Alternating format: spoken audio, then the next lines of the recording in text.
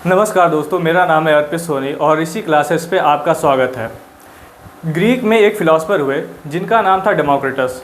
उन्होंने ये कहा कि हमारे आसपास की जितनी भी वस्तुएं हैं वो कुछ फंडामेंटल बिल्डिंग ब्लॉक से मिलकर बनी हुई हैं। ये जो कुछ फंडामेंटल बिल्डिंग ब्लॉक्स हैं वो हमारे आसपास के जितने भी सब्सटेंस होते हैं उनके फॉर्मेशन में या उनके क्रिएशन में पार्टिसिपेट करते हैं या बनाते हैं, बस कुछ ही फंडामेंटल पार्टिकल।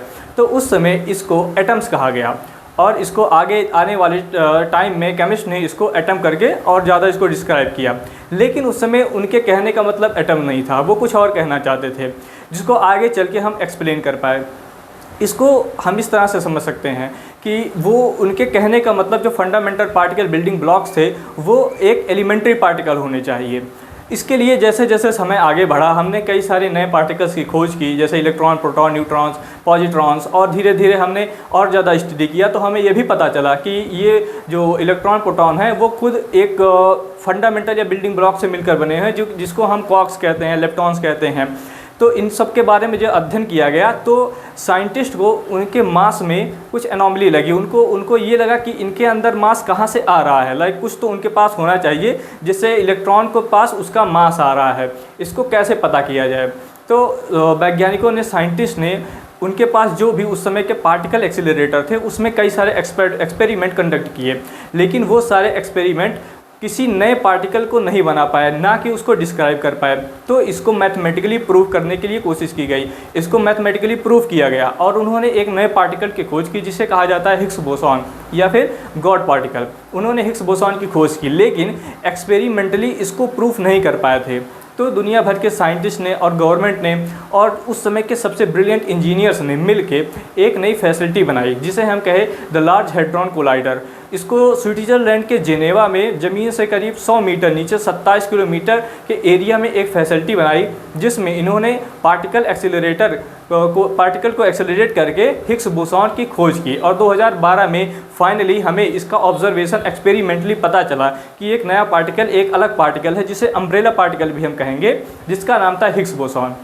हिग्स बोसॉन इतना क्यों इम्पॉर्टेंट था और इसे क्यों गॉड पार्टिकल कहा गया, इसके लिए हम समझते हैं। सबसे पहले मैं आपको पार्टिकल्स के बारे में कुछ बेसिक बताना चाहता हूं। जैसे कि हम सब जानते हैं कि इलेक्ट्रॉन, प्रोटॉन ये सब पार्टिकल हैं, लेकिन मैं ये कहूं कि ये पार्टिकल अलग टाइप से हैं। ये पार्टिकल नहीं है बल्कि ये एक फील्ड है। ये कैसे फील्ड हैं? इलेक्ट्रॉन्स एक इलेक्ट्रॉन फील्ड का वाइब्रेशन है। ये कोई पार्टिकल नहीं होते, वो इस अपने फील्ड के वाइब्रेशन होते हैं। जैसे कि फोटॉन है, जो लाइट के पार्टिकल है वो फोटॉन है, वो कोई पार्टिकल नहीं है, जबकि वो इलेक्ट्रोमैग्नेटिक फील्ड के वाइब्रेशन हैं। लेकिन जब हम उनको देखते हैं तो वो हमें एक पार्टिकल की तरह नज़र आते हैं, इसीलिए हम उनको पार्टिकल कह के डिस्क्राइब करते हैं, उनको पार्टिकल करके इंडिकेट करते हैं, लेकिन वो अपने फील्ड के वाइब्रेशंस होते हैं। तो जब हमें हिग्स बोसॉन के पार्टिकल मिले तो दरअसल वो कोई पार्टिकल नहीं थे, वो हिग्स फील्ड के वाइब्रेशन थे जो हमें एक्सपेरिमेंटली पता चला। इनकी कुछ खासियत होती है जिसके बारे में हम पढ़ते हैं।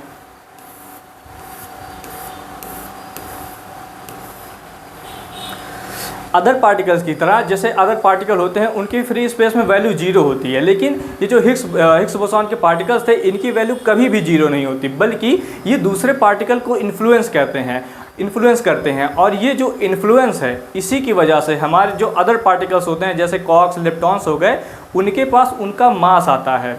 यानी कि अगर ये हिग्स बोसॉन इंटरेक्ट ना करे या उनको इन्फ्लुएंस ना करे तो उनके किसी अदर पार्टिकल के पास उसका मास नहीं आएगा। जैसे कि इलेक्ट्रॉन है, इलेक्ट्रॉन के पास उसका एक मास है, उसका मास इसीलिए आ रहा है क्योंकि उसके साथ हिग्स बोसॉन के पार्टिकल इंटरेक्ट कर रहे हैं। हिग्स बोसॉन के पार्टिकल सभी पार्टिकल्स के साथ इंटरेक्ट करके उन्हें उनका मास देते हैं, और सिर्फ वो मास नहीं देते हैं, वो वीक न्यूक्लियर फोर्स को भी बताते हैं कि वीक न्यूक्लियर फोर्स क्यों शॉर्ट रेंज है, कैसे ये काम करता है। आप आई होप कि आपको इतनी सारी बातें समझ में आई होगी। आगे हम पढ़ते हैं।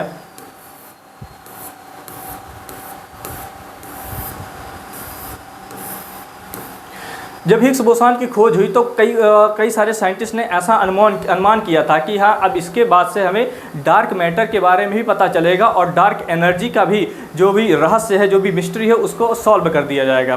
क्योंकि आप सभी को पता होना चाहिए कि हमारा यूनिवर्स भी कंटिन्यूसली एक्सेलरेट कर रहा है। एक्सेलरेट का मतलब वो कंटिन्यूसली फैल रहा है, आगे बढ़ रहा है, जिसकी स्पीड लाइट की स्पीड से भी तेज़ है। हमारा जो यूनिवर्स है वो फैल रहा है और इसको जब ये फैल रहा है तो लेकिन ये टूट के बिखर नहीं रहा है। इसका मतलब इसके जो कई सारी गैलेक्सीज हैं वो सब टूट के बिखर नहीं रही हैं, वो एक साथ तब भी जुड़ी हुई हैं। इनके बीच जो ये अट्रैक्शन है वो डार्क मैटर और डार्क एनर्जी की वजह से है। ये हिग्स बोसॉन की जब डिस्कवरी हुई तब ऐसा कहा गया कि अब इसके बाद इन सब की भी खोज की जा सकती है, अब इन सब के बारे में जो भी गुत्थी है इनकी और अच्छे से सुलझाई जा सकती है। आगे हम देखते हैं।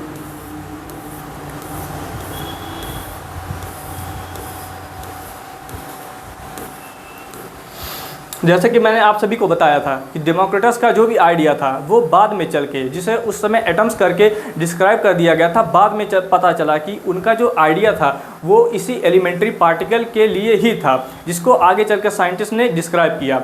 ये जो हिग्स बोसॉन के पार्टिकल होते हैं ये स्पेस में जितने भी पार्टिकल्स हैं उनको इस तरह से इन्फ्लुएंस करते हैं कि उनको मास प्रदान करते हैं। जैसे कि अगर हम सपोज करें कि इलेक्ट्रॉन के पास उसका एक पर्टिकुलर मास होता है, इसलिए मास होता है क्योंकि हिग्स बोसॉन उसको इन्फ्लुएंस करता है, उसके साथ इंटरेक्ट करता है।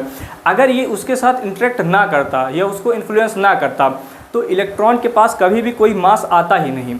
अगर उसके पास मास नहीं आता तो वो मासलेस पार्टिकल बन जाता। जैसे कि फोटोन एक मासलेस पार्टिकल है तो इलेक्ट्रॉन भी एक मासलेस पार्टिकल बन जाता। लेकिन ये बात इतनी छोटी सी नहीं है, एक इलेक्ट्रॉन का मासलेस होना बहुत ही घातक हो सकता है। जैसे आप सपोज करिए कि अगर हिग्स बोसॉन उसके साथ इलेक्ट्रॉन की फील्ड के साथ इंटरेक्ट नहीं करता तो इलेक्ट्रॉन एक मासलेस बन जाता। और रिलेटिविटी की थ्योरी के अनुसार कोई भी मासलेस पार्टिकल अगर है तो वो लाइट की स्पीड से ट्रेवल करता है या लाइट की स्पीड से ही ट्रेवल करता है। अब आप सपोज करिए कि इलेक्ट्रॉन एक मासलेस पार्टिकल है तो वो लाइट की स्पीड से ट्रेवल करेगा। इसका मतलब ये है कि इलेक्ट्रॉन कभी भी एटम्स के अंदर बंधा नहीं रह पाएगा, वो एटम से एस्केप हो जाएगा। तो अगर एटम में इलेक्ट्रॉन नहीं है तो फिर एटम का फॉर्मेशन नहीं होगा, एटम का फॉर्मेशन नहीं होगा तो कोई मॉलिक्यूल नहीं बनेगा, अगर कोई मॉलिक्यूल नहीं है तो फिर कोई केमिस्ट्री भी नहीं होगी, कोई बायोलॉजी भी नहीं होगी और इस तरह से कोई लाइफ एग्जिस्ट नहीं करेगा। इसीलिए इसका इंटरेक्शन इतना ज़रूरी है, इसलिए इतना ज़रूरी था इसको खोजना और इसको डिस्क्राइब करना। आई होप आपको समझ में आया कि ये कितना ज़रूरी बात था कि गॉड पार्टिकल का मिलना। ये जो मिला हमको हिग्स बोसॉन का जो फील्ड मिला, ये एलिमेंट्री पार्टिकल का जो सबसे लास्ट पजल था उसको इसने अनसॉल्व किया।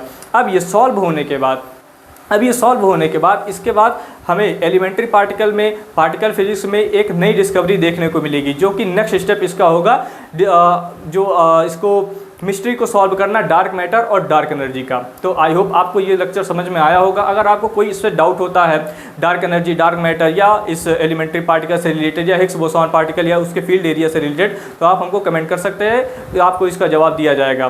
तब तक के लिए धन्यवाद, देखने के लिए थैंक यू, जय हिंद।